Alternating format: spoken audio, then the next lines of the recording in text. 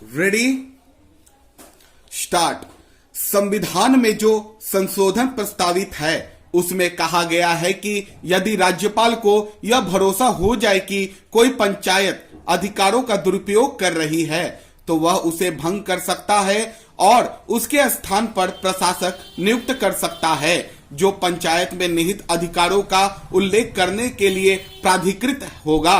इतिहास यह बताता है कि राज्य सरकारें भी पंचायतों को कई बार राजनीतिक कारणों से भंग कर रही है। देश में राज्यपालों का केंद्रीय सत्ता के इशारे पर काम करने का जो तरीका सामने आया है उसे देखते हुए इस बात की क्या गारंटी है कि राज्यपाल केंद्र के राजनीतिक हितों की रक्षा के लिए पंचायतों को भंग नहीं करेगा और गैर कांग्रेस शासित राज्यों की पंचायतें निर्भय होकर काम करती रहेंगी और उन्हें राजनीतिक कारणों से भंग नहीं किया जाएगा। राज्यपालों को पंचायतों को भंग करने का अधिकार देकर केंद्रीय सरकार सत्ता को अपने हाथों में केंद्रित कर लेना चाहती है, जैसा कई विपक्षी नेताओं ने आरोप भी लगाया है। प्रधानमंत्री ने पंचायतों में महिलाओं के लिए 30% सीटें आरक्षित करने की जो बात कही है उसके पीछे भी महिलाओं को आगे बढ़ाने के बजाय राजनीतिक दृष्टिकोण ही मूल कारण लगता है। महिलाओं को केवल 30% आरक्षण देने की बात प्रधानमंत्री के मन में क्यों आई, इसका क्या आधार है, यह उन्होंने कभी स्पष्ट नहीं किया। प्रधानमंत्री पंचायती राज संस्थाओं को मजबूत करने की बातें तो करते हैं लेकिन अपनी ही पार्टी की राज्य सरकारों को चुनाव कराने के लिए बाध्य करने से क्यों हिचकते हैं।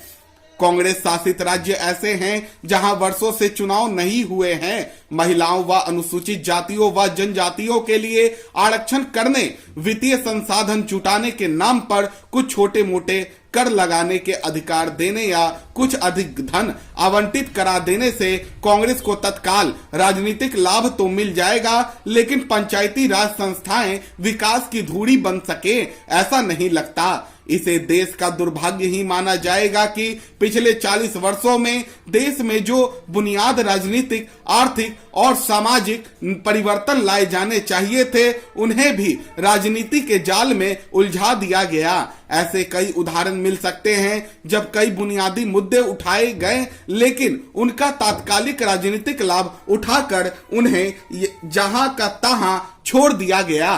पंचायती राज व्यवस्था में सुधार का जो प्रयत्न किया जा रहा है कहीं उसका भी यही हश्र ना हो और विकेंद्रीकरण के नाम पर कहीं संपूर्ण व्यवस्था में ही विसंगतियां उत्पन्न ना हो जाए और सत्ता विकेंद्रीकरण होने के बजाय केंद्रित होती चली जाए।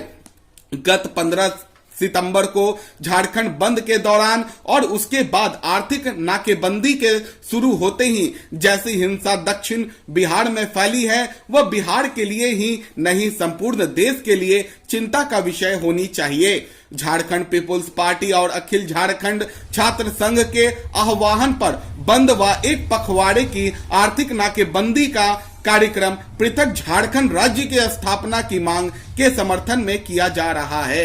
यह खेद की बात है कि अपनी बात कहने और मांगों के समर्थन में आंदोलन हिंसक रूप ले और रेल पटरियां उखाड़ने, फिश प्लेट्स उखाड़ने, बम विस्फोट करने व अन्य हिंसक कार्यवाहियों करके जनजीवन को अस्त व्यस्त कर दिया जाए। आंदोलनकारियों को यह तो समझना ही होगा कि लोकतांत्रिक व्यवस्था में अपनी मांगों को मनवाने के लिए हिंसा का सहारा नहीं लिया जाना चाहिए क्योंकि ऐसी स्थिति में मांगे गौण हो जाती हैं और हिंसक गतिविधियों के कारण राज्य को जबरदस्त नुकसान उठाना पड़ता है।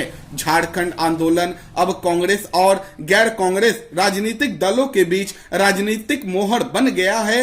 यह और भी खेद की बात है कि झारखंड क्षेत्र के आर्थिक दृष्टि से पिछड़े क्षेत्र के लोगों की भावनाओं के प्रति सहानुभूति और यह भी आवश्यक है कि उनकी मांगों पर तत्काल और सहानुभूति के साथ निर्भय होना चाहिए, लेकिन हिंसा का सहारा लिया गया तो इससे न आंदोलनकारियों की मांगों के प्रति सहानुभूति ही पैदा होगी, वरन उन पिछड़े और गरीब लोगों के लिए परेशानियां ही पैदा होंगी। झारखंड आंदोलन इस देश का सबसे पुराना आंदोलन है।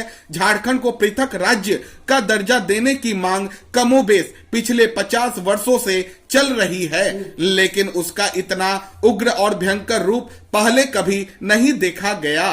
सर्वाधिक खेद की बात यह है कि केंद्रीय गृह मंत्री के बयान के बाद और उसके बाद बिहार के मुख्यमंत्री के कड़े रुख के कारण यह समस्या और उग्र रूप लेती जा रही है। स्टॉप।